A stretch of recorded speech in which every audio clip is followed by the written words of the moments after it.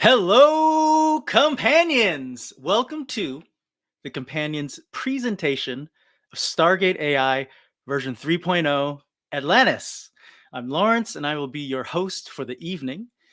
This is version 3.0, not part 3, because every single Stargate AI is original. We're not that sophisticated. We're not able to tell a story from SGAI 1 to 2 to 3. Or maybe are we? Have we gotten there? We'll find out in a few minutes. But first, why are we on this journey? Well, because there's no new Stargate show. Whenever I meet with Brad, I always ask him, what happened to Eli? Is Atlantis still in San Francisco Bay? Do Jack and Sam end up together? And he always gives me a smile and he says, MGM and Amazon, someone is going to have to pay for that. And then maybe we'll have those answers. And to be honest, he probably doesn't even know. If you've ever attended a Brad masterclass, or if you've ever been to any of our kind of previous events, Brad's kind of talked about his style of writing now isn't to really outline everything and know what's going to happen. In fact, sometimes he writes and the characters lead him to where they need to go. So who knows? Maybe Brad doesn't even know either. So if we can't, do new scenes of a new pilot, we asked Brad, how do we bring some of the cast back together? And he said, why don't we try AI, but like good AI? And that's how we found Lawrence Moroney through Twitter. And he's in the Twitter comments below. So if you have any AI questions, please ask him there. And let's be real. All of this today, it's going to be canon, isn't it? Yeah. Quantum mirror canon, multiverse canon. It's somewhere in the multiverse canon. Probably not, but I think there's going to be a lot of Easter eggs. So if Brad ever gets another new series, which we hope and we'll support in any way we can, it's like semi kind of canon, and you're here to witness it. After the premiere, I'll answer a few questions, and I'll also tell you about our upcoming slate. Members, we have an awesome slate for you. There's literally something every single week. So make sure you're subscribed to the newsletter. Make sure you check your spam folders. Check back into the website and to the app. Next weekend, we'll be hosting, as an example, Frank Spotnit's Storytelling Masterclass, and it'll be a live stream event. If you don't know who Frank is, he is a writer, producer, and showrunner on The X-Files, The Man in the High Castle, Netflix's Medici. And so I'll tell you about some of those upcoming events. And if you're not a member, we really hope you're going to enjoy tonight and maybe consider signing up and supporting us for all these kind of future events that we're going to put on. All right. So, producer Tom, let's roll the tape. To the companion Stargate A.I Atlantis edition. A year ago, in the summer of 2021, Stargate co-creator Brad Wright asked a really interesting question. Can artificial intelligence write a Stargate script?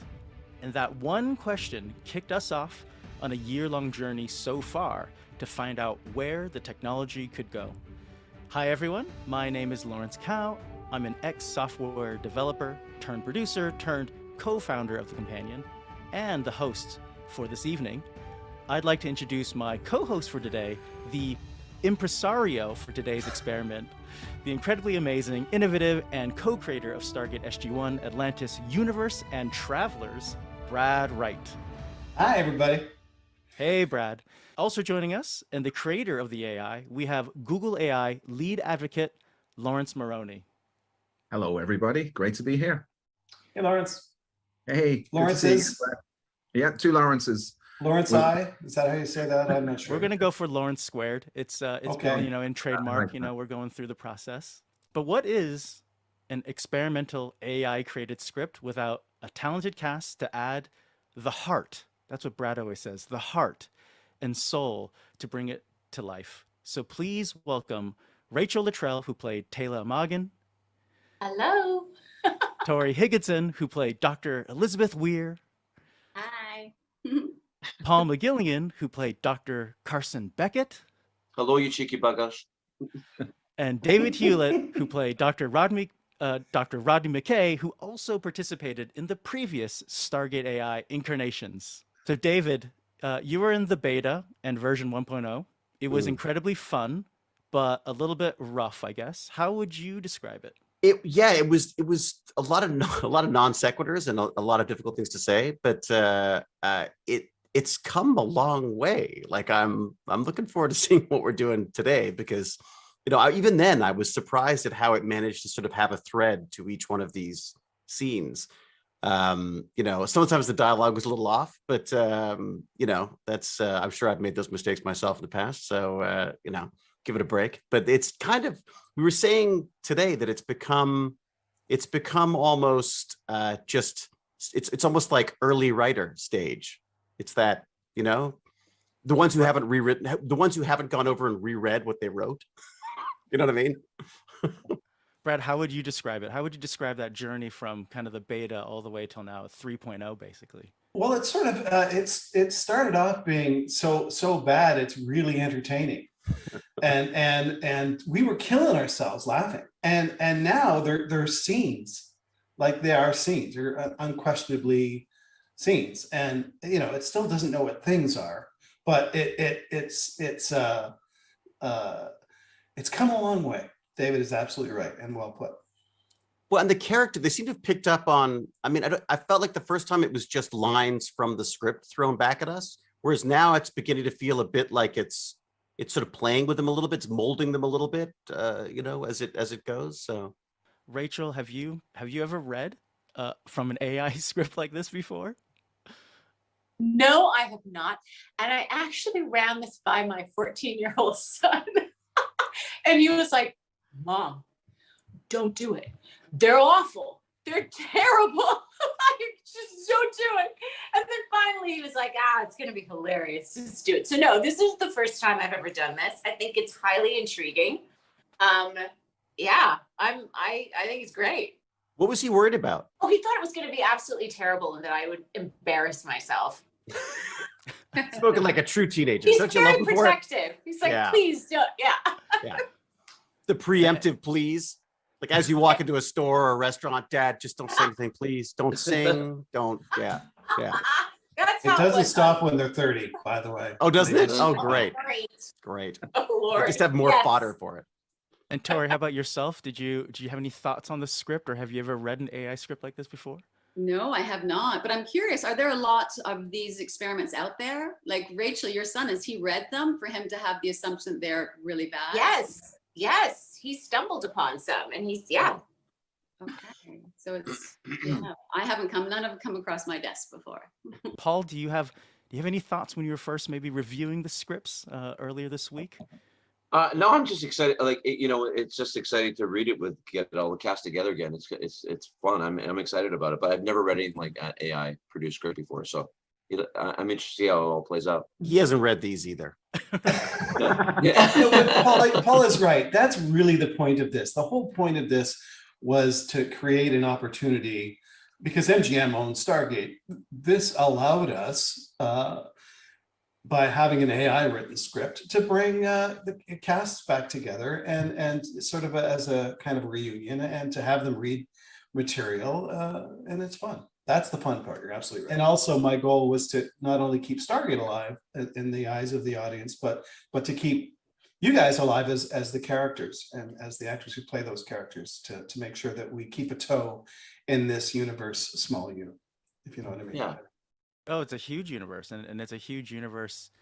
Honestly, like as a fan and in the hearts of all of the fans, it's just actually so cool seeing all of you on screen right now.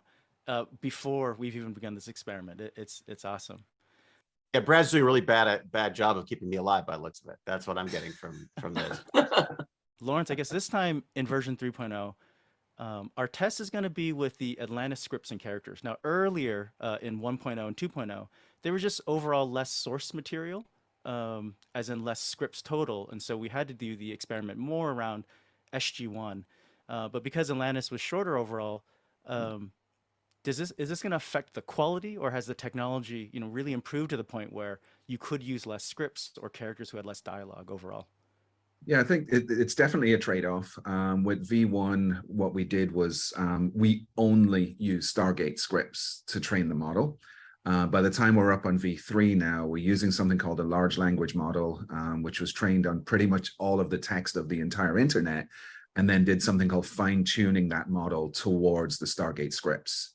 And as a result, that kind of fine-tune of the model means that, the coherence of it is a little bit greater. It kind of feels like it's telling a better story instead of like just throwing out random words. And then like that fine-tuning element of it then means that hopefully the characters sound a little bit more like what they were in Atlantis and that kind of thing, and maybe having evolved over time in Atlantis. But it's one of those things that when it's words on a page, I can guess that it's going to sound right, but until we hear the actual actors like speaking and going back into character like we did with the previous experiments, that's when the magic really happens.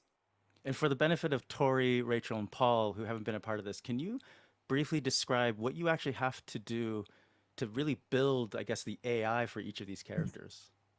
Yeah, so the process that I call fine-tuning is I went through all of the scripts and I filtered out every line for each character.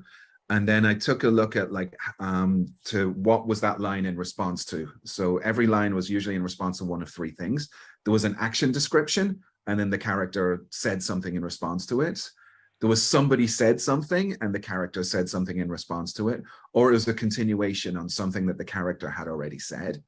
And so from those kind of things, then depending on the context of what I want to do for what that character is going to say at this moment, it will be in response to one of those three things. So for example, like the Banshee script that I think we're going to do first is like, I created the line, the bar is crowded and noisy, McKay, Weir, Taylor, and Beckett are sitting at a table, drinks in front of them. And then I was like, okay, if I give that line to the McKay model, how would the McKay model respond? How would the Weir model respond? How would the Taylor model respond? That kind of thing. And then just get the wheel moving like that and see what happens. And I think McKay had the best line, as we'll see in the script itself. And AIs love me. Oh, absolutely. Yeah. And then every time somebody gives a line or a model gives a line, there's a mathematical score to that line of the probability of that being an accurate line to follow the previous thing. So in this case, McKay's first line, which I think is hilarious, was the highest scoring one. And then I did the same thing. Yeah, because he's complaining. Absolutely. That was the thing that he would be most likely to say in response to the description that was given. So yeah, it's Fascinating. Yeah. It's pretty amazing, and Lawrence is pretty smart. So Yeah. Oh, thank you. I'm nervous now because I always get nervous doing these things to see how they work out. But just think about it really as a mathematical model of when it's given a piece of text, and then there's a whole bunch of sources where an AI will kind of generate the next piece of text and then measure that mathematically. And usually the best scoring one continues. But because then this was originally trained on a large language model, that large language model trained on the entire internet, then adds that layer of coherence on top of it, which brings around the behavior that Brad was talking about, where this is less like a bad AI and more like an amateur writer doing this. And that's how we're showing the thing evolve over time. Well, we've got a very short, 30-second clip to kind of just show everyone as well, and then we're going to get straight into these scripts, but we just kind of wanted to show how bad I guess it was previously and how funny it was at the same time. So You're welcome. yeah. Daniel is sitting on a bed with his head resting on his back on his hands. that Word one. for word. That's Daniel is sitting on a bed with his hands resting on his back on his hands. Try it at home. What is going on here? We're not leaving you behind. Carter looks at him. Then tell me what to do with me. Uh,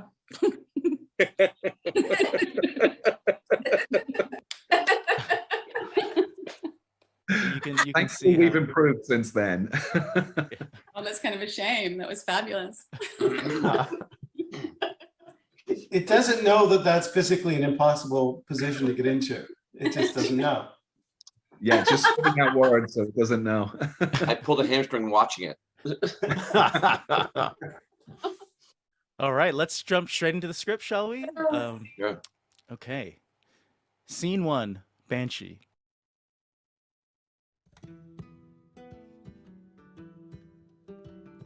The crew of Stargate Atlantis, McKay, Weir, Taylor, and Beckett are on vacation in Ireland. They're in a bar in a small village. Legend has it that the Derg Due, a banshee, will rise that very night. Interior bar, night. The bar is crowded and noisy. McKay, Weir, Taylor, and Beckett are sitting at a table, drinks in front of them. This is the worst vacation ever. No, Rodney. I think the scenery is quite nice. It is beautiful here. Yes. But we're not on vacation. We're on a mission What mission? to find the deer do. What's that? A banshee. Supposedly she's going to rise tonight, terrorize the village. That's ridiculous. I don't know, lass. I've heard stories about these things. There's no such thing as a banshee. Just then, the door opens and a man walks in. He's wet and covered in mud. I've seen her. The man sits down at the bar and starts a drink. McKay, Weir, Taylor, and Beckett all stare at him in disbelief. I told you there's no such thing as a banshee. What do you mean you've seen her? I mean, I've seen the Jarrag Jew. Everyone in the bar is silent, listening to the man's story. I was out. I was so scared I ran away.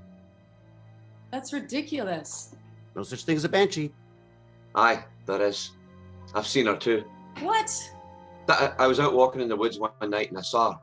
She was floating in the air, looking at me. I was so scared, I ran away. I do not believe any of this. I don't either, but Just then, they hear a loud screeching noise. Everyone in the bar starts to scream. Ah, Jesus. Everyone in the bar starts to run. McKay, Weir, Taylor, and Beckett run into the woods. They hear the banshee screeching behind them. They keep running until they reach a cliff. The banshee is right behind them. They all stop and turn around to face her. what do we do? No, but I am not going to die here. He starts to back away. The cliff is too close. The banshee comes out of the woods. They see it closely now. Not a banshee, but a wraith. The wraith starts to reach for McKay, but then Taylor stabs it in the back. It turns around to face her. I will not let you hurt him. The wraith swings its arms around at Taylor, but she ducks out of the way. McKay grabs a rock and hits the wraith in the head with it. It falls to the ground. Beckett runs over to McKay and helps him up. Let's get out of here. Let's get out of here. They start to walk back to the bar. What just happened? I have no idea. They get back to the bar and everyone is there, safe and sound. McKay, Weir, Taylor, and Beckett tell them what happened. I don't believe it. There's no such thing as a wraith. Get out of here before I call the cops. Whack, whack, whack, whack. It's like AI humor. Well, the one thing that is impossible that it got wrong is that McKay is not that courageous. What? Very good I hit point. it with a rock. Exactly. But Lawrence, your acting skills, my goodness. Oh, thank you very much. Yes. Very Yeah, impressive. you had to show us up with your That's what it I is. thought it was Forgot to tell you the deer. pronunciation is it's Jarrag Jew. Almost like Jarrag a Jew. Jarrag Jarrag Jew. Jew. Means red woman. Well, How does it feel, I guess, taking a ride back on these old characters? Did it kind of feel like it at all? Or is it just total nonsense here? Maybe Paul, we'll start with you.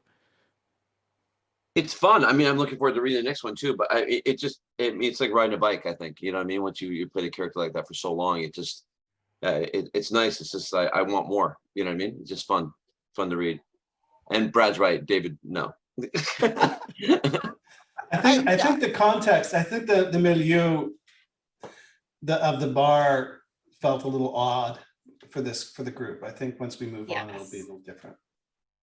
How was it? Because in the past, Lawrence, Yeah, I'd be eating. we would have to create something that existed, I guess, in Stargate Atlantis before. And I guess what you're saying now is because you're using the rest of the internet, they were able to figure out. Yeah, exactly. So it was able to add like that layer of context on top, you know, and be able to figure out things like, you know, words like banshee. I don't know if the word banshee had ever been used in Atlantis before and stuff like that. So that was one of the nice things about, like, you use this large language model that's trained on the entire internet, but then you fine tune it towards this specific scenario and then try to get the best of both worlds. But even the idea that it seemed to have our roles down, Taylor leaps into action and then, saves us. Yeah. Oh, yeah. what's that? This was an AI trying to imagine Taylor at a bar in Ireland. So she's got a lot of drinks around her and she looks a little bit worse for wear as a result. So I've been experimenting with taking some of the descriptions of the scenes and then passing that to an AI to dream up what that would look like. And so this was one of the scenes. So, but if it's, sorry, go ahead, Rach. No. I just find it fascinating. I find it, utterly fascinating. I don't know why it doesn't look more like her though. Yeah, it That's doesn't. hard. Yeah, That's hard. I mean, ask any portrait artist. Getting what makes a person is really difficult. But it looks like a person, and that's a huge step up from what it did before. I mean, I was trying not to do faces last time you showed me. Wow. Yeah, faces are extremely difficult because how it works is, you'll have basically the AI will throw random pixels on the screen. There's like two AI models talking to each other. The first one throws random pixels on the screen and said, does this look like Taylor in a bar in Ireland? And then the second one goes, no. And then the second one will try to improve. The first one will try to improve it. And they'll kind of have this like adversarial contact between them until the image generally grows into the second one agreeing that this looks like Taylor in a bar in Ireland. But it doesn't understand like how eyes and nose and mouths and all that kind of thing could be arranged. You could have the eyes below the mouth. They're not very good at doing faces, but they are really improving. Which is why, like, this one of David, it looks a little bit like David, but the face is all kind of craggy and wrong. And this is David in a bar fight. Is it that? Looks exactly like David. Joker. Yeah. David Oh, it is kind of Joker. Yeah, it's got a Joaquin Phoenix thing going. Yeah, it does. I gotta say, I love the paint. Like, I love the style of the painting. Yeah. Edgy sad clown. Yes, that's me. Edgy sad clown is good. Yeah, there's your hero right there, Brad. This is the guy that Wraith with a rock, right? Yeah, It's a very sad Doctor Who. yeah, it is. Yeah, yeah. It looks like he hit himself with the rock. Yeah. And how long does it take for the AI to produce a portrait? I mean, you say that they go back and forth. I don't really understand that, but how long does it take for it to actually come up with one of these portraits? You can actually just generally do it in just a few minutes. So these ones that I've been doing this morning have been like 2 or 3 minutes to actually create them. Wow. So it's just going to get better really quickly. I hope so. I asked it to do one of Tori as well. I can share that now. It's a really nice picture, but not a great likeness. Oh, wow. Not a language at all, but less. That is It doesn't haunting. understand that eyes need to be the same shape and size. Yeah, exactly. So that the second like AI in the scene that's like saying, yes, this is a picture of a person, it's only like saying, yes, there are 2 eyes here and there are eyelashes and there's a nose. And, it's continually improving to make them better, but you can see some of the eyes are a little bit off. But I like the hair. It's a gorgeous painting. Portrait. Yeah, they're beautiful. They're beautiful 3 portraits. minutes, huh? Holy The cow. mood to them, which is interesting. The mood you think of as emotion, as human, as spirit, but they've got this mood to them, which is Yeah, that's true. And while you guys are reading the next script, if you want to give me a prompt for a painting, I can start generating one and hopefully it'll be done by the time you finish reading. Ooh, cool. As a Well, what do you mean challenge. give you a prompt? So like a piece of text that you said, like, that you'd want an AI to think of a picture that looks like that piece of text. Paul McGillion as his dog. Yeah. Okay. I can't wait to see what that looks like. Yeah. Like Dog McGillion. It's not going to be hairless, I'll tell you that. That's your new kid series right there, Paul. Thank you. All right. Shall we move on to scene Previous thank you. 2? And by the end of it, we'll Yes. see what Paul McGillion looks like as a dog. All right. Scene 2. Exactly the same.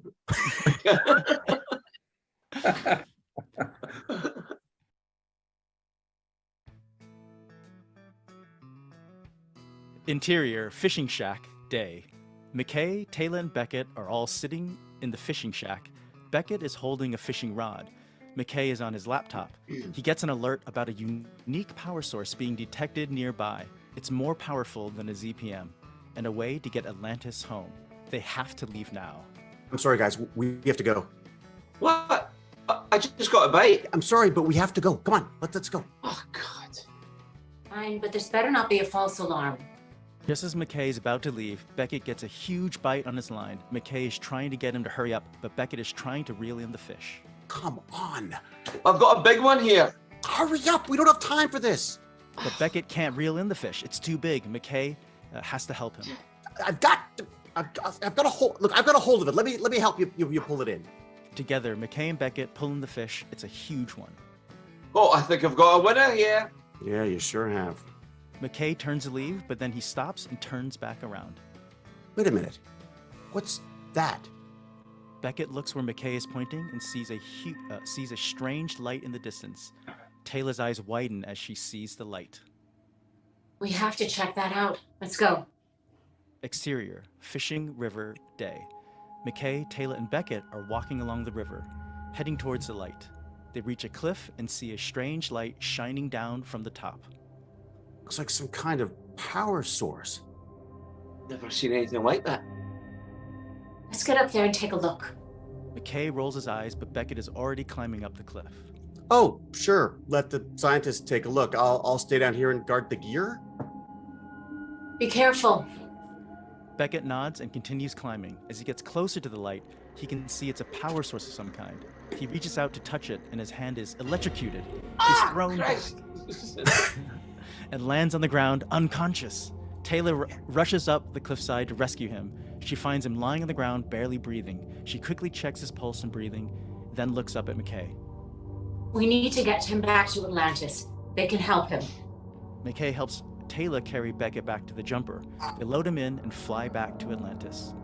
Interior Atlantis, medical room, day. Beckett is lying on a bed, hooked up to a number of machines. McKay and Taylor stand by his bedside. Is he going to be all right? The doctors will know more in a few hours. McKay nods and turns to leave, but Taylor stops him. Thank you, Rodney, What for? for saving Beckett.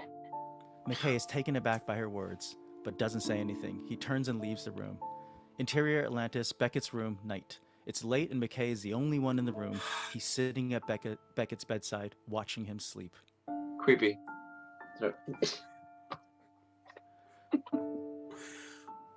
I'm sorry, Carson. If I'd been paying more attention, maybe this wouldn't have happened. He reaches over and takes Beckett's hand, holding it tightly.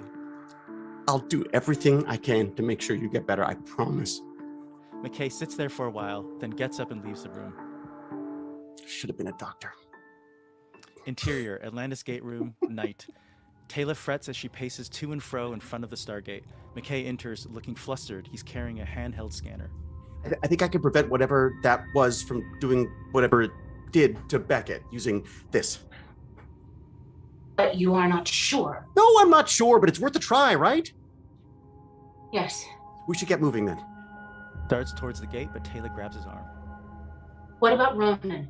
He's handling things. Be careful. McKay steps through the Stargate and Taylor is left alone. She watches the gate close, then turns and walks away. Be careful. Wow. Yeah. Wow. There's The some drama AI there now. thinks I like Beckett. Yeah. So that's obviously wrong. He's not that nice. That's one funny thing that happened. Taylor would never call, she would say Carson, not Beckett. She would Right. say, thank you for Mm. saving Carson. Yes. Which is odd because I don't think she would have ever said thank you for saving Beckett in the show. So, Especially since I didn't. yeah. Yeah, seeing he didn't, and he wouldn't It's help me true. out either. I wouldn't have said that. Yeah. Yeah, I'd have a marker. I'd be drawing on his face while he's unconscious. Yes. he would have been in the puddle jumper already. Yeah. Yeah. But it was, those were scenes. I mean, those were Yeah. real Yeah. scenes. Yes, no, it felt dramatic. I mean, it was fun. Yeah, like Beckett unconscious is always the best. Thank you. But what's the AI's obsession with cliffs? I don't know. Am I Maybe. going again? Okay. That is an interesting one. There's It's a like lot literally cliffhangers every time. It's like that. Maybe You know? that's it. A little bit of drama with a cliff. Yeah. It's quite interesting too. It knows McKay basically rolling his eyes because of physical activity, and Yeah, there's almost that sarcasm there that the McKay character has. almost. Yeah.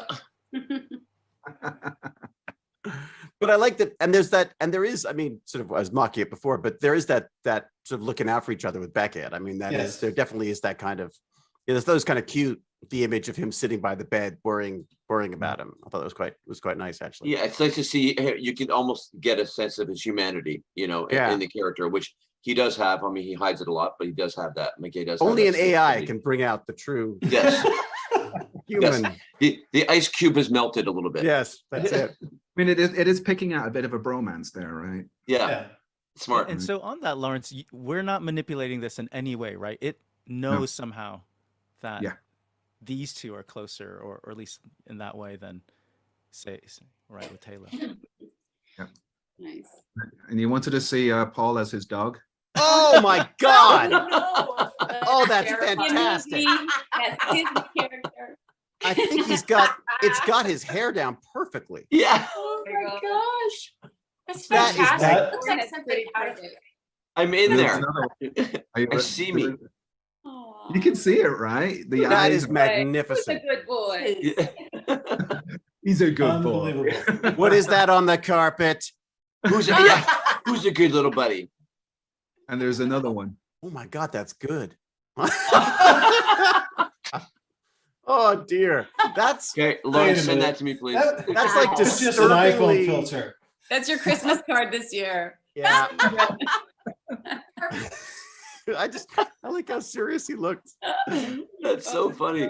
What a sad little fella. That's amazing. It's Holy cow. amazing. I mean, it really is getting the eyes. Like in Yeah. each of these portraits, there is something like really emotional happening in the eyes. Yeah. That's incredible. Wow. Sadness. This one's very There's peaceful. sadness. Yeah. His hair is perfect. His hair's literally perfect. Like he's got the right hairline and everything. Thank you, dude. So a lot of pictures of Paul on the internet, and it's like pulling from that and just getting the hair exactly right. Mm. Paul, you're a popular guy. And I that don't know if really that's is a the good thing or root of not. the Beckett characters, that hair. Okay, should we move on to scene number 3, Transporter? At the end of this, we can talk about this, but actually, Transporter is meant to connect to the last scene, fishing, and so that's one of the reasons why Tori or Elizabeth wasn't actually in that script. They're on the. Well, I don't want to ruin anything, but and then we can kind of talk about why the technology worked or didn't work there. So, scene 3, Transporter.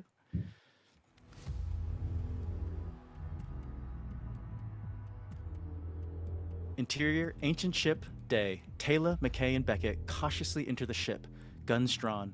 McKay sights a figure in the shadows and starts to step forward. Suddenly, a group of Wraith step out from behind cover, pointing their weapons at the Atlantis team. We should not be here. What? No. We got to take the Super ZPM. It's our only chance to get back to Atlantis. Atlantis? What are you talking about? Okay, people, don't panic. We're outnumbered, but not outgunned. Takes a step forward, and the Wraith take a step forward in unison. So let's just put our weapons down and. Suddenly, there's a loud beeping noise, and the ship starts to shake. Oh no. Oh no. Oh no. The ship starts to lift off the ground, and the Wraith start to back away. We must leave now. They run for the exit, but are blocked by a group of Wraith. We're trapped. McKay starts to back up, and the Wraith start to back up in unison. The Wraith start to lower their weapons. McKay looks at the Wraith, then back at the team. We're going with you. The Wraith nod and start to lead the team out of the ship. Near the exit, they see a mysterious, cloaked woman. The Wraith freeze in fear. Who are you? The woman removes her cloak, revealing herself to be a human. I'm Elizabeth Weir. Hello. The team stares at her in confusion. Interior, Atlantis gate room, night. Weir stands in the middle of the gate room, surrounded by Atlantis personnel. I'm sorry for the deception, but I needed to get the team back. Now, if you'll excuse me, I need to talk to Dr. McKay. Dr. McKay, I believe we have a lot to talk about. Yeah, I think we do. The gate starts to activate. What's happening? McKay looks at the activated gate, then back at Weir. I think we're about to find out. The gate activates, and 2 wraiths step through. We want the doctor. What do you want with Rodney? He is our property. Interior Atlantis, gate room, night. The gate room is abuzz with activity as Atlantis personnel try to figure out what to do about the 2 wraith who have just stepped through the gate. We won't let you take him. Then we will take him by force. The wraiths start to move towards McKay, and Atlantis personnel start to back away. McKay looks around, then picks up a laptop and starts to run towards the gate. I'm not going with you. McKay reaches the gate and starts to enter the code to activate it, but the wraiths stop him. You are not going anywhere. McKay starts to hit the buttons on the gate harder and faster. Suddenly, Favorite line. the wraith are beamed away. McKay looks around, confused. McKay turns to Weir. What just happened? Who beamed them out? It was me, of course. Interior Atlantis gate room. Weir, McKay, and Taylor are in the gate room. McKay is still trying to figure out what happened to the wraith. I don't understand. Who beamed them away? It was me. I beamed them away. What? Why would you do that? It was the only way to protect you. Weir and McKay look at Taylor in surprise. Did what? Beckett looks on in confusion. What the devil is going on here? It's all very nice that you beamed them away, but how? I used the transporter. The transporter. But that's not possible. It's not. It is possible. I am able to use the transporter to beam people and objects from one location to another. Everyone looks at Taylor in disbelief. Do you believe her? I don't know. I'm not sure what to believe anymore. Are you sure you're real? Okay, this is insane. There is no way Taylor could have transported the wraith. It's just not possible. Unless she had help. McKay looks at Taylor, who nods. Who helped you? The door opens and Ronan walks in. Ugh. I helped her. Yay! Oh, 2 pints of Guinness.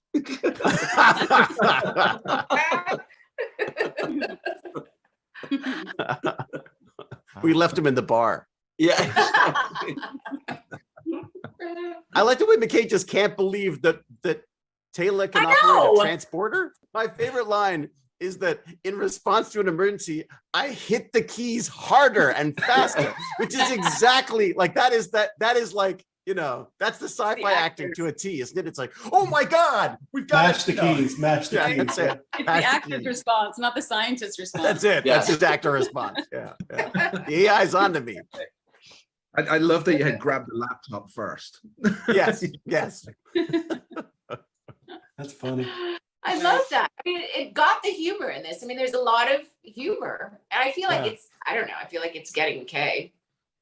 I don't know about Really, I hear McKay. I hear Taylor too. I don't feel I hear Weir, but also that might just be because I'm rusty for Weir. But Well, you probably have said the line, "We're not leaving without him," I'm sure that felt like or something like that. You know, Yeah, that's true. Yeah, there's a few that like. But I think the- I'm just rusty. I'm not going to blame the AI. I'm going to blame myself. There was a great Beckett line that I really liked. The devil one, right? Yeah, that's Devil right. one, or What is the it- devil? I like, are you sure you're Weir? Like out of the blue. yes. I think I got this. Wait a second. Are you sure you're Weir? There was a lot of that in the first time through. I feel like there was a lot of confusion as to who was who by the AI within the script. There was a lot of that, like, you know, we need to talk to McKay, says McKay. You know what I mean? There was a bit of that stuff, you know. Although maybe that's right. I don't know. So That's one so of the cool. things that we wanted to do in the last one was like this kind of idea of there's a ZPM, you know, or a power source. How do we get to it? They kind of land onto this place and they end up finding out that, you know, it's Elizabeth has been in this thing the whole time. But when Lawrence was putting, or I guess generating these scripts by just putting in the input, it wasn't quite able to match up. And I guess is that kind of the next step that this would have to take, and how you can kind of stitch scenes together? Because they're still quite separate, I guess, at the moment. Yeah, I think so. I mean, I think if you think about like a full story where, I don't know, something like the hero's journey, where there's all of these different steps and you have the context switching between the steps, and you able to then keep that coherent story going through them despite those changes, we're not even close to that yet. And that's where those seams are beginning to show. And then the longer it went on, I felt it was trying to compensate for it not knowing what to write by just throwing in facts. I mean, when I'm seeing the gears of the story Exposition. but like something like, I think there was a line where it says, I am able to use the transporter to beam people and objects from one location to another. You know, that line, it just felt like it was straight out of a dictionary. And I think that was a case of where the AI was like beginning to run out of things that it could say. So it started pulling like generic things about a transporter and throwing them in. I was waiting for characters from Star Trek to show up because transporter. Right, exactly. Yeah. But it's funny, I would just say how Rachel took that line and made it a Taylor line by, it became sort of almost like a, hey, I'm proud of this and I did this, and that's, you know what I mean? It's just interesting how nuanced. I mean, I guess that's the job as the actor, isn't it? Just trying to figure out how to. That's what I have been saying about this whole process from the beginning. It's incredible how once you guys start saying the lines and imbuing character into the lines that otherwise would have less character, you know what I mean? You wouldn't just know if just somebody read the line, but no, Rachel's playing it as Taylor, and so it's coming across as Taylor with her innate heroism and with her innate concern. And it's because it didn't bump for me. It didn't. That line didn't. When I read it, when I was listening to it, that didn't bump. Like it just sounded like something she'd say. I mean, because she was saying it.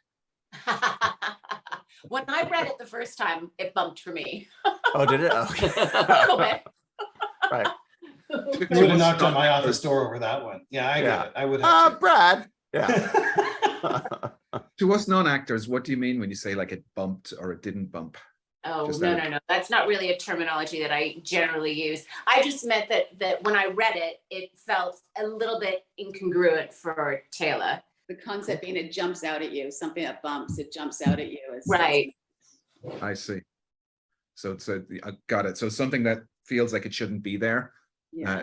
Brad said it felt more like Star Trek a little bit. You know, it felt we're in the transporter room. You know, it's also, you've got to figure out whether it's bumping because it's a line, because it is actually a problem with the character, or whether you've just got a problem. Sometimes I find as a character, I go like, I don't like that line because I look weak, or I look, or whatever, you know what I mean? So there's an interesting thing where you find yourself fighting yourself as well as your character, whether you're fighting for yourself or for your character on some of these things, you know?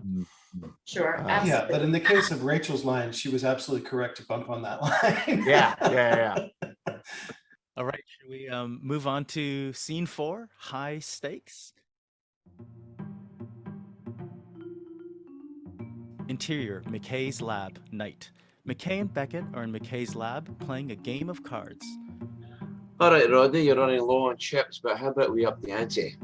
If I win the next hand, you have to give me back my wee turtles. Turtles. You're really desperate, aren't you? I'll take that as a yes. Fine, but I'm gonna win. We'll see about that. Next hand is played and Beckett wins. I told you I'd win. Fine, you can have your turtles back. Thank you very Just much. don't let them out of your sight. They're my only chance of winning my money back. I won't, I promise. Wait, what's that noise? I don't know. It sounds like. Suddenly, there was a loud crash and both men quickly stood up. Huh? You stay here. I'll check it out. He'd never say that. Anyway. Bump! I'm bumping! I'm bumping! Huge bump. Be careful. McKay exits the room, leaving Beckett behind. We hear McKay calling out. Hello? Is anyone there? Rodney? We then see Beckett running into the room, being chased by a large, furry creature. Help me, Rodney, it's after me. Grabbing gun, shooting. Get back! You'll never take him alive! Oh, thank you, Rodney. Are you okay? I think so, but I don't know what that thing was. It was a werewolf. I'm sure of it. A werewolf? Yes, I read about them in a book once. They're real, and I'm telling you. You're kidding, right? I wish I was, but I'm not. Well, I don't know about werewolves, but I do know that I'm starving. Me too. Let's get some to eat. And maybe play a game of magic. I mean, gathering while we are at it, you know? There you go. Let's get something to eat. Yeah. Oh my God. Wow. Adorable. It got a little confused with who's being chased by who, right? Yeah. And the furry. Well, I just kept picturing, the Carson dog. Yes. I'm being chased by myself. But that's it, by a fuzzy, yes, You shaggy are- version. Nice. See, I think the AI got it mixed up because they thought you were Ronan. Yeah, that's it. I'll go. I'll check it out. Yeah, You yeah stay there's here, no I'll way in go. hell. There's no The way in hell turtles- Mackay's the first to leave the room. Especially with that thing chasing you. Chewbacca. It's like a Chewbacca puppy. Get it off my It leg. is.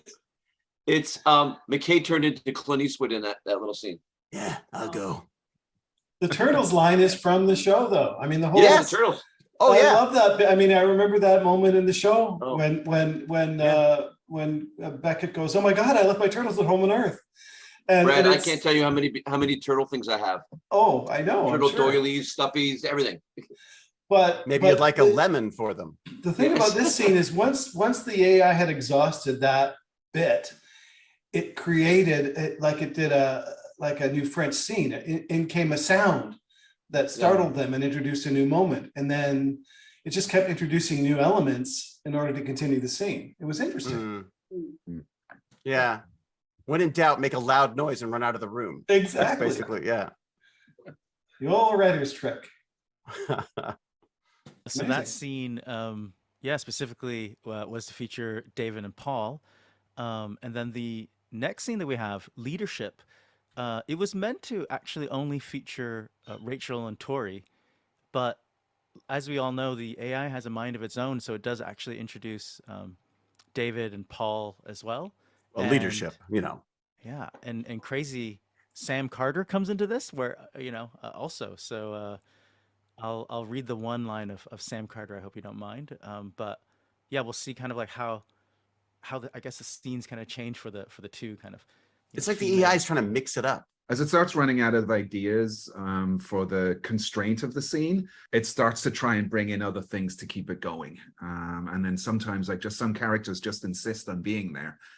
Like we had Ronan appear at the end of an earlier one, and that's like, I think Sam comes into this one. So, and if you remember the very first one that we did, there was like, it was supposed to be a scene, I can't remember who the two characters were, but Daniel Jackson insisted on being in it, and then he came in and he's like, I'm Daniel Jackson, and if you don't know who I am, you should probably read, that immortal man. Yeah. So That's a You know. t-shirt right there.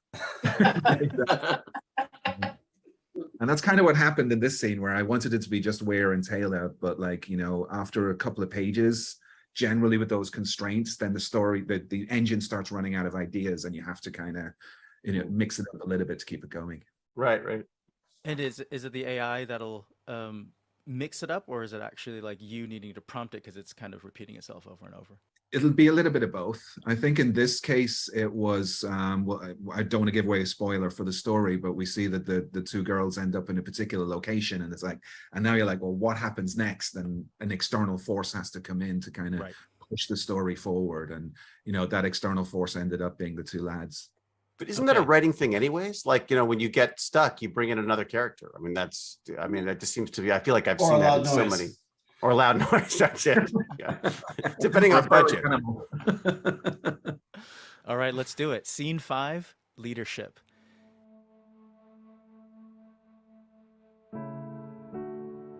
Interior, Weir's office, day. Weir and Taylor sit on either side of Weir's desk. I'm writing a book about leadership, and well, there's no one in the field I respect more than you, Taylor. You have any advice? I would say that a leader must always be willing to put the needs of their people before their own. And they must always be willing to sacrifice for the good of their people. And that's what I'm struggling with. I feel like I put my people in danger And I'm not sure I can sacrifice my own safety for them. You must find a way to do both, Elizabeth. You are the leader of your people. They need you to be strong. They need you to be courageous. They need you to be willing to make the tough decisions. Thank you, Taylor. I'll think about what you said. A huge blast rocks the office and the windows shatter, sending Loud glass noise. and water streaming into the room. Weir and Taylor scramble to their feet as the office begins to list to one side. Get out of here, Taylor. I will not leave you, Elizabeth. Another blast rocks the office, and it lists even further. Weir and Taylor were both thrown to the floor. The office fills with water, and they are both dragged under. Interior, Atlantis corridor. The place is flooded. Weir and Taylor attempt to swim to safety. They find an air pocket. We have to find a way out of here. There is no way out. There must be. Suddenly, they see a door a few feet away. There's the exit. They grab onto each other and kick furiously, making their way to the door. They pull it open and swim out. Exterior, San Francisco Harbor. Weir and Taylor emerge from the water and gasp for air. They see the Atlantis office floating in the harbor, listing dangerously to one side. We have to get back in there and save the team. There is no way. Atlantis lists again, looking like it will sink. A puddle jumper hovers over them. The back ramp opens. McKay beckons them in. Come on, we can't leave them. There's no other way. They swim to the puddle jumper and get inside. McKay takes off. Interior, puddle jumper, cockpit. Beckett is piloting. McKay brings Weir and Taylor in. If we can restart the emergency engines, we can take control of the stabilizers, but we have to land in the heart of the city. It's flooded. What are the chances of us making it out? Not good, but it is our only chance. Exterior, city of Atlantis. The puddle jumper descends towards the city and narrowly misses a building and heads towards a large open space in the center of the city. Interior, puddle jumper, cockpit. Beckett brings the ship down hard, hitting the water with a thud. The ship bounces and starts to spin.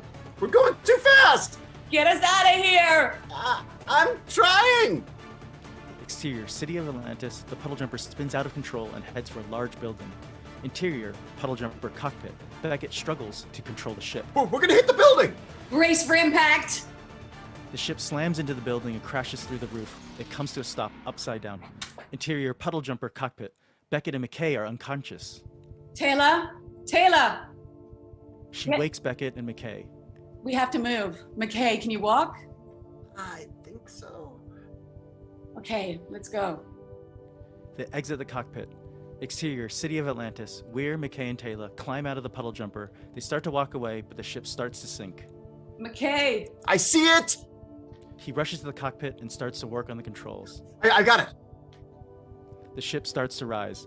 Interior, puddle jumper, cockpit. What the? The ship starts to sink again. McKay, what's going on? I don't know. Try to stabilize it. I'm trying. But it was too late, and the ship plunged into the depths of the ocean. Exterior, ocean floor. The puddle jumper rests at the bottom of the ocean. Beckett, McKay, and Weir are trying to figure out what went wrong with the puddle jumper. I don't know what happened. 1 minute we were flying, and the next minute we were crashing into the side of a building. It's as if the ship had a mind of its own. What about the engines? Well, they seem to be working fine. Then what happened? I don't know. We need to find out. I'll take a look at the engine. He starts to walk away, but Beckett grabs his arm. Not you, McKay. You're not going anywhere near there. I'll go. Beckett! Beckett gives him a look that shuts him up. Shuts him up. McKay backs off. I'll take a look. You stay here and help Taylor. Wait a minute. I think I know what happened. What? The engines are fine, but the ship must have been sabotaged. Sabotage? Someone must have put a virus in the computer system that took over the ship. Do you have any idea who could have done that? No, but I'll start working on a theory. Weir and Taylor watch as Beckett walks away. Do you think he's right? I'm not sure, but if he is, it means we're in serious trouble. I think I found the problem. What is it? The virus was put into the computer system by someone on board. Do you have any idea who it could be? Not yet, but I'm working on it. Weir and Taylor watch as McKay works on the computer. Bad. What can we do? I'm trying to isolate the virus, but I need more time. Can't you just shut down the engines? I'm not sure that's a good idea. Why not? Well, we'll drown. We can't take that chance. All right. I'll see what I can do. Thank you. A bright light fills the room, and Weir and Taylor are beamed out. And with the Interior- beaming. Interior spaceship bridge day. Weir and Taylor are beamed onto the deserted bridge of a Daedalus class vessel. What is this? I do not know. Ship lurches and they are thrown to the floor. Where? I'm all right. A voice comes over the intercom. This is Colonel Samantha Carter. Weir and Taylor look up. We've been waiting for you. Dun, dun, dun. Oh, That had some interesting stuff. Again, a Sure little did. bit McKay confusion. It really did. And there were moments in the puddle jumper that kind of felt like, an Atlantis moment. But Really that first did. scene I between mean, you yes. guys, Yeah, that was great. that Yeah. resonated too. Definitely. Like talking leadership, that makes sense. I mean, it was Yeah. all, yeah. Love the concept. Yeah. except Elizabeth would never say, I kind of want to save myself. Yeah. Yeah, exactly, She's a way exactly. better leader than that. I like Beckett, who's just flown us into a building, is going to go look at the engines for us. Yeah. Thanks, buddy. Tell You you got to this? take care of Perfect. Taylor. Yeah, you look after Taylor, Yes. and yeah. Wait a sec, did the AI actually read these scripts? Yeah. And you notice like, Actually, though, there was energy to the scene. There was action. There was, it wasn't, Yes. The previous scene was two guys playing poker with turtles. This was like, crashing and sinking in the ocean floor. I mean, that's Listing this way and and listing that way. I don't know if you noticed, but the two guys were left hanging upside down, and then like Weir and Taylor just like took McKay out of there, and it didn't mention Beckett. Yeah, no, Beckett went down with the ship. Yeah. Is that Oh, why that he makes was sense. picked off later? They forgot Yeah. all about it. You crashed the damn thing. I know. it was a virus. Did you read it? Come on. Yeah. Come on, David. Beckett's so action here at the beginning of that. I got this. Yeah. Don't worry, ladies. Ladies, It was I've got fun. this. Lawrence, overall, there's this kind of coherency that's happening, but the action scenes also talk about list a whole bunch of times. Kind of like where that comes from? It's a great word. Yeah. It is a nice word, and I think it was one of those things that when the subsequent words are always informed by previous words. So when there was like an action description that was accepted, and that action description had the word list in it, I think that's one of the things that it gives it a pretty powerful signal that that's one word that we like to continue using. But it ended up using it maybe a little bit too much. But I think if you remember back like the Jack's Brain video where we showed how like words have vectors, I think in this case, when we accepted an action scene of a city kind of sinking or turning, that the word list is obviously very strongly associated with that, and it ended up keeping using it. I think a real writer would probably go to a thesaurus at this point and start kind of looking at different words that they could use, but And make a list of other words they could use. Yes. Exactly. I thought it was of the scenes though that had a lot of stuff going on, a lot of action, a lot of That felt very more Atlantis-y. Atlantis-y. Yeah. It had a lovely trajectory to it.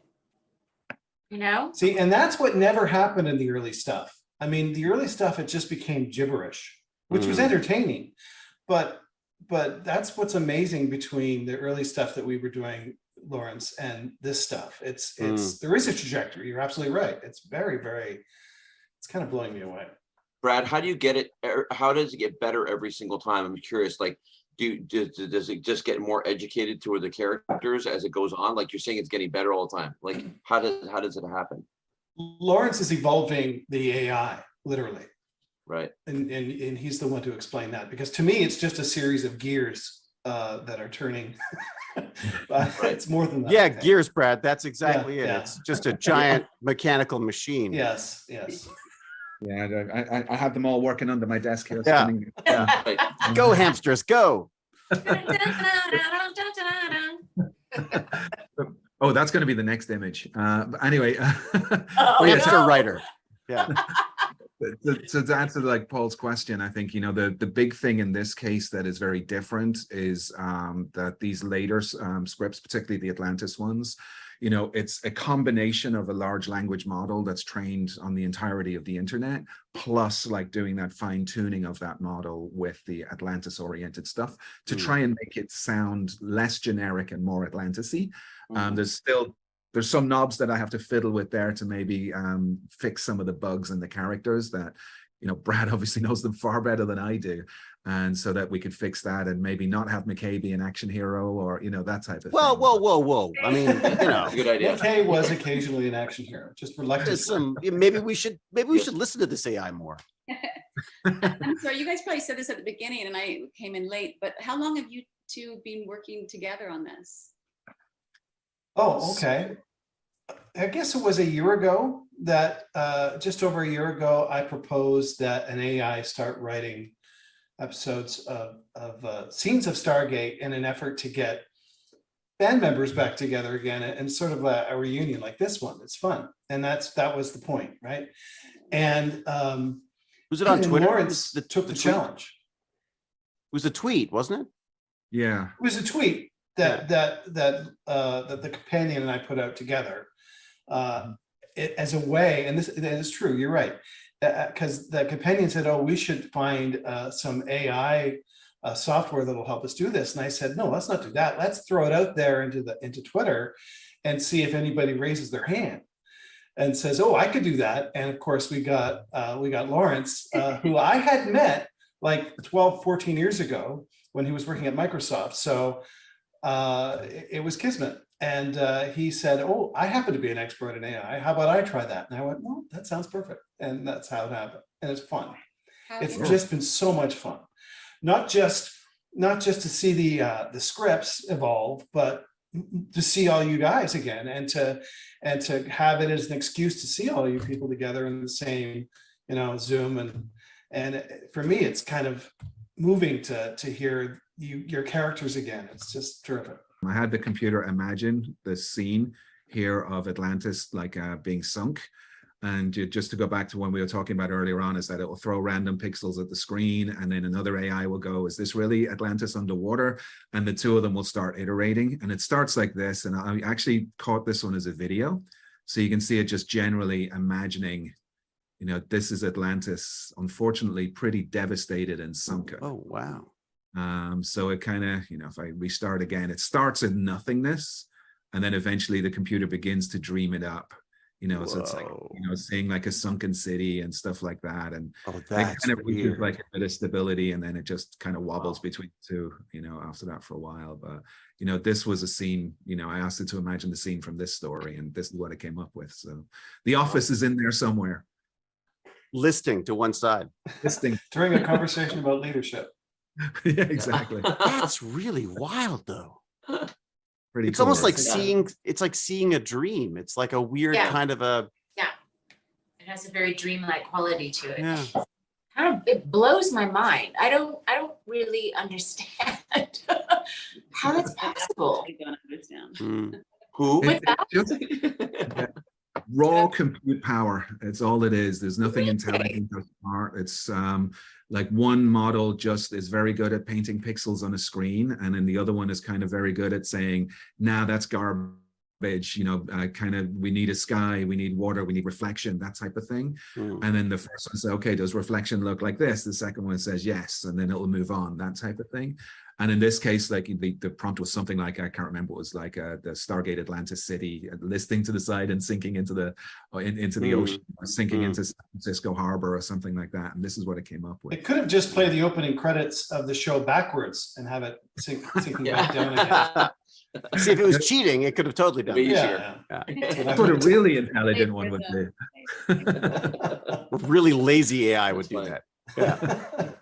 Or a lazy writer like me. Lawrence, is it kind of like, like when you're on websites and you try to enter a password and it asks if you're a human, and it's sort of like asks you questions like, which ones are traffic lights, or which one of these are vans?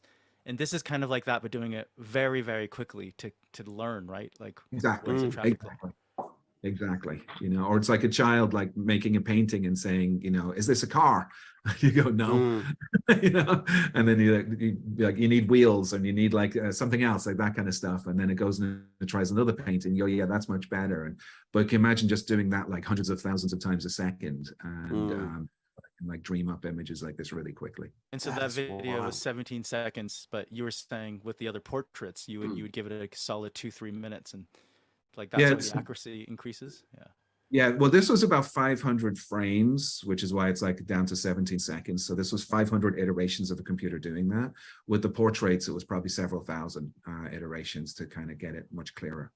And eventually, I imagine that it'll be able to animate stuff as well, right? It'll just be able to start creating each image of animations.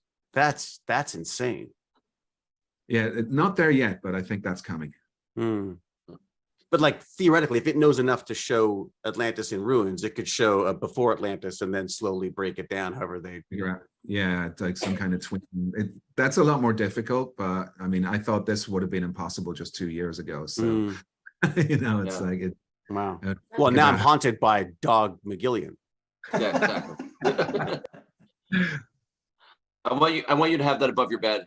In your room, David. No, it's going in my toilet, in my bathroom.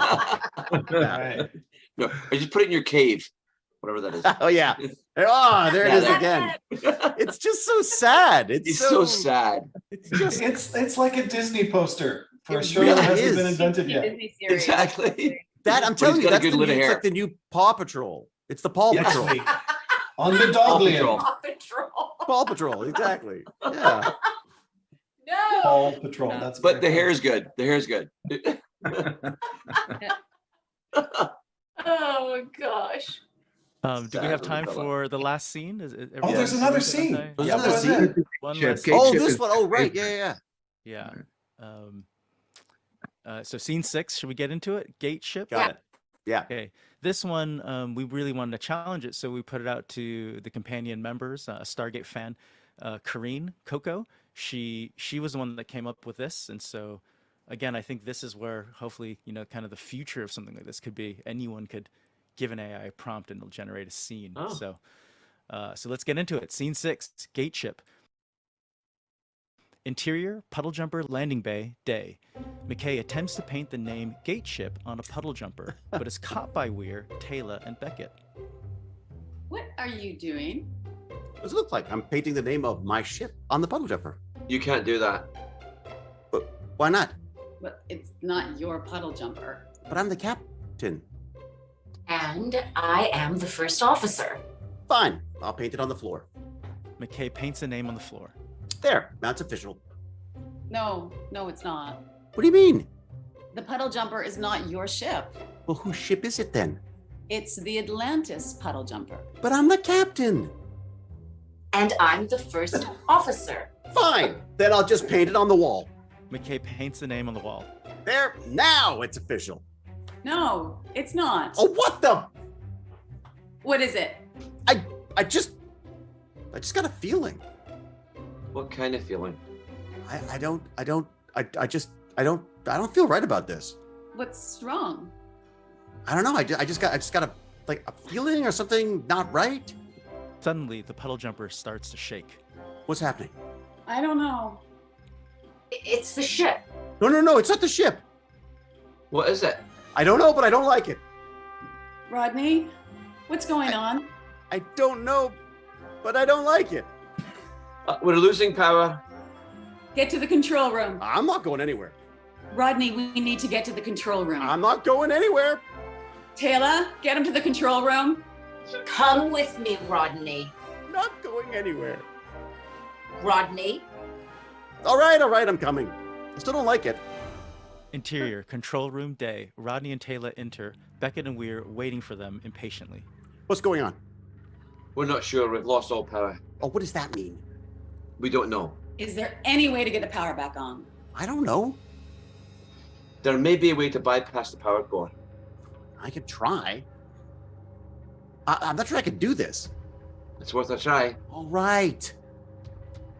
But I'm not sure I can do this. I'll bypass the power cord. What? Good job, Rodney. I still don't like it.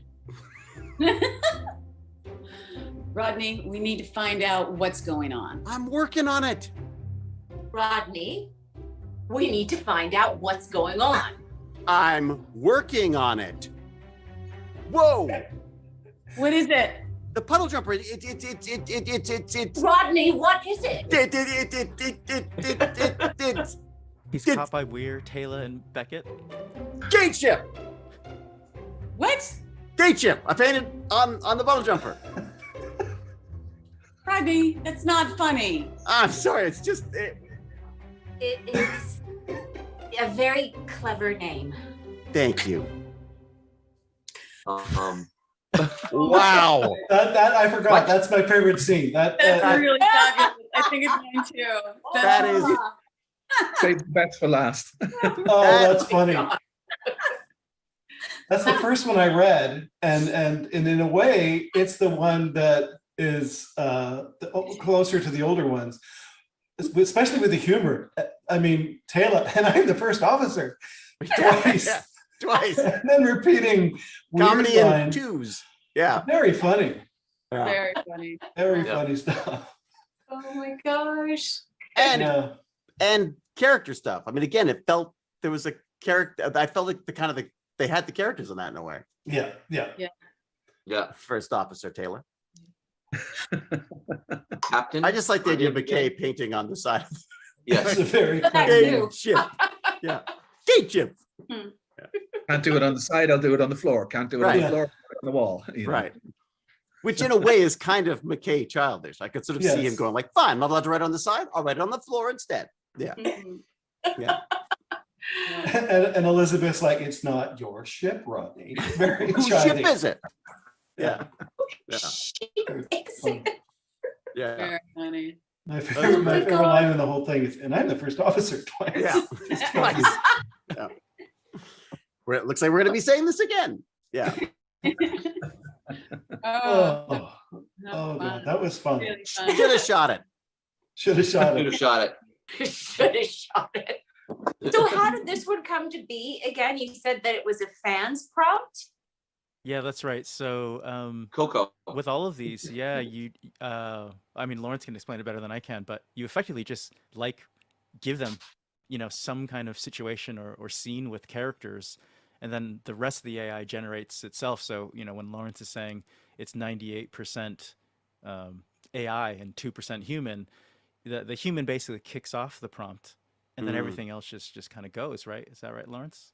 Yeah, pretty much. I think, in this case, it was that initial prompt from the fan, and then at the end of the first part of the scene where it's like, I can't remember who went to the control room. I think Weir says, get Rodney to the control room. Then it started losing a little bit of coherence there. So I started a new scene. So where it says in control room day, Rodney and Taylor enter, Beckett and Weir waiting for them impatiently. That was me. And then I wanted to see how it would respond to that, with the context of the previous scene. And other than that, everything here was AI generated. It'd be kind of a fun way to sort of kickstart an idea. It'd almost be fun to sort of give it the idea that you want, come back, and then see how much of it you can use. And you know what I mean? It's almost like it turns writing into editing. I mean, in a weird way. The bad scripts, but I think that's ultimately the goal of something like this, in that I don't think it will ever replace writers, but we tend to use the term co-pilot. So then it's, as you're working and you're writing something, but you get a little bit stuck, you can have something like this generate ideas. And then it's like, that's a good idea, and then to kind of continue writing yourself based off of the idea that it generates. I had a book called Writer's Block, which was a little block like this big that someone gave me, and you just flick it open randomly, and it'll just give you a word or a statement or an anger or whatever. And it's just, the idea is just that if you get stuck, you know what to write, you just open this thing and just write about whatever shows up on the block. It's almost like a digital version of that. Yeah. Would you imagine this being in a writer's room at some point in time, as another tool that the writer's room can have? Let's just throw it out there to the AI and see what happens.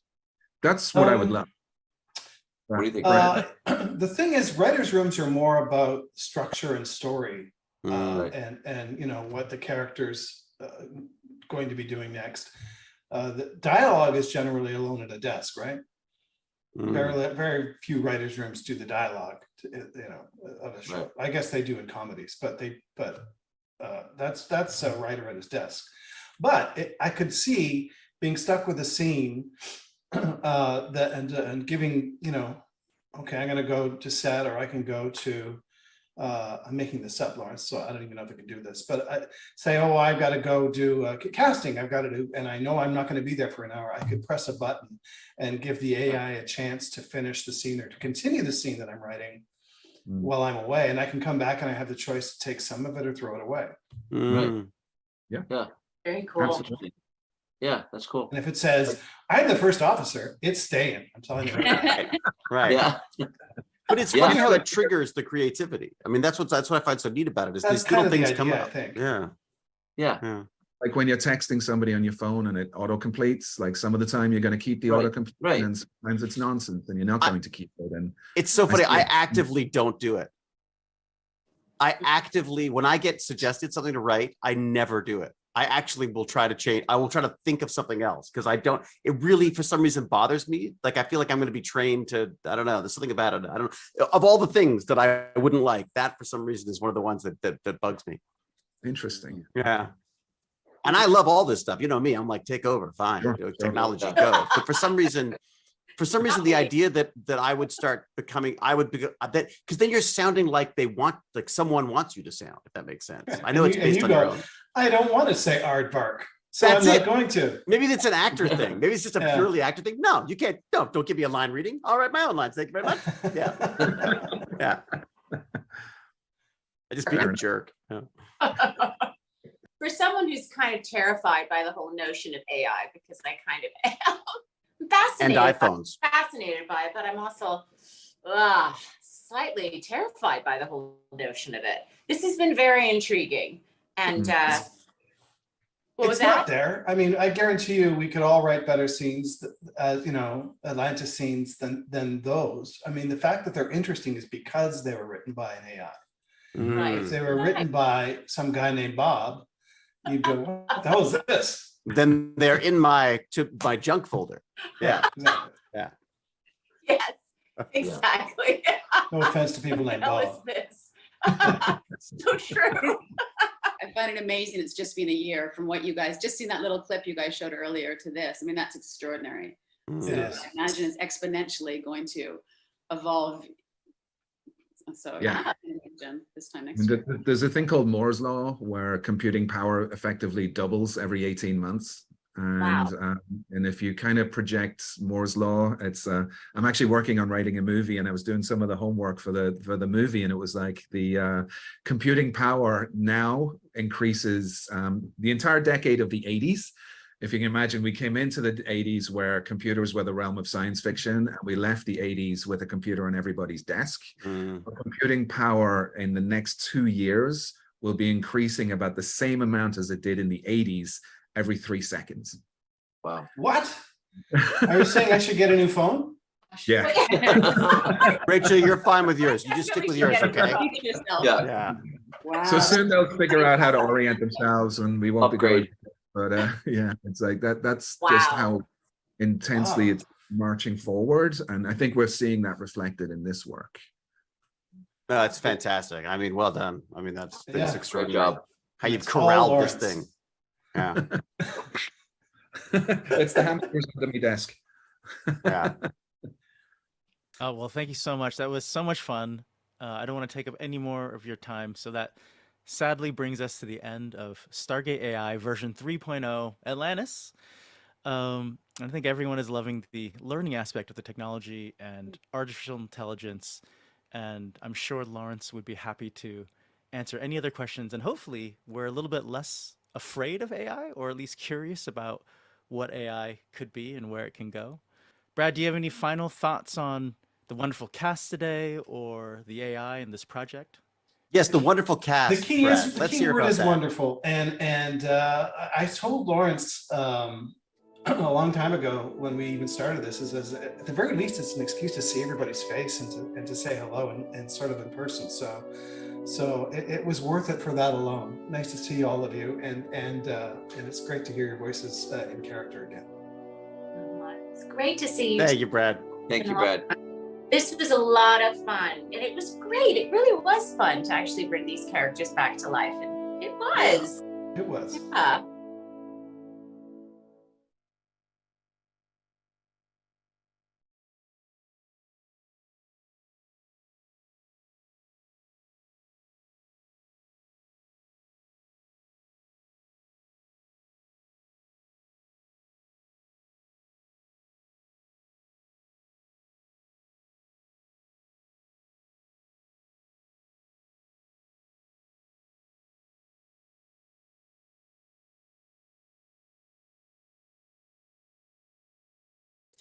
I've been muted. My bad.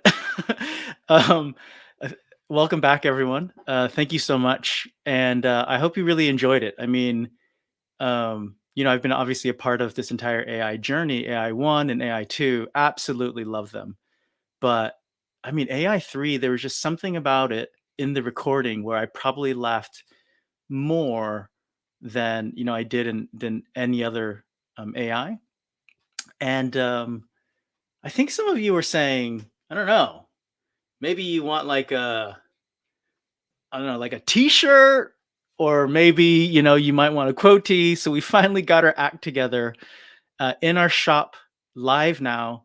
It's only going to be for 1 week. We've got a pretty comfortable, nice fitting. This is a large on me. Shirt here. We've got a couple of posters in there, but just for a week. So if you remember, please head on over there. Now you can navigate via our YouTube channel or our website. Yeah, and if you're not a member, really, really hope you enjoyed today. Sign up to our free newsletter. We'll be sending out articles, some podcasts for you, so you can keep up to date. And then, yeah, if you join us, that would be absolutely amazing. Um, if there's any questions on AI or the process or the behind the scenes, please let us know. I want to leave you with a couple of thoughts. Um, One of the things that I know that people kind of have a little bit of fear, I suppose, around the AI, is like, it might kill creativity. Is it cheating, etc. And the reality is, I don't think we could have created this type of event, this kind of cast reunion, this table read. I don't know if we would have been able to attract, all the cast kind of back together without AI, without an AI experiment. And so I totally appreciate that this isn't, originally creative in the traditional sense, but hopefully it is a really fun kind of creative project in a different sense. And back in 1982, there was a movie called Tron. And when Tron came out, it blew everyone's minds. But the Motion Picture Academy actually refused to nominate Tron for a special effects award. As director Steven Lisberger put it, the Academy thought we cheated by using computers. And so at the time, it made a lot of sense. Special effects felt like something else, and computers would have changed it and actually created a whole new industry in visual effects. And so I know in the chat we talked about, is it cheating? Is it real filmmaking? And you know what? We've had this before, exactly 40 years ago in 1982. Isn't that kind of interesting? And so, on our production team, when we're thinking about putting together Stargate AI, we're oftentimes thinking, well, what else can we do? What else can we generate? How can this go? Can there be a Star Trek, Stargate, Firefly kind of, mixed together? Can they be in the same universe? So that's always kind of very interesting to us. And I'm sure that's the kind of thing we'll play with next. And so for our members, lots and lots of stuff, like I mentioned. So Tom, if you can throw the slate back up. We just had Stargate AI. We'll edit and tighten some things up. And then also next week, Frank Spotnitz's Storytelling Masterclass Live. Make sure you check that out. It's going to be available for all the members. And if you can't make it, it will be available on demand. But we're actually going to invite other published authors, companion journalists as well, to kind of learn from the master Frank. And he is absolutely, a superstar writer. George Takei, He's going to be coming out in a couple of weeks. And oh my goodness, the conversation that Ian, the host of To Boldly Ask, our Star Trek interview series with George Takei, there are these moments where it's just like, whoa, he is talking about some very, very deep life and death and his own mortality as he gets into his own, older age. Absolutely amazing conversation. Marina Sirtis is coming as well. If you missed John Delancey, he was on earlier in the week. He will have that video on demand as well. And it was a very beautiful and interesting philosophical kind of conversation. And kind of at the very end, Brad and I caught up last week, and we're planning all the different episodes of season 2 of his podcast, Conversations in Sci-Fi, and that will be coming as well. And I'm very, very excited. So that slate that you saw with all the lineup doesn't even include the guests that will be appearing in Conversations in Sci-Fi season 2. And so, yeah, that's it. Thank you all so much for coming. And yeah, see you at the next event, hopefully next Saturday. Bye, guys.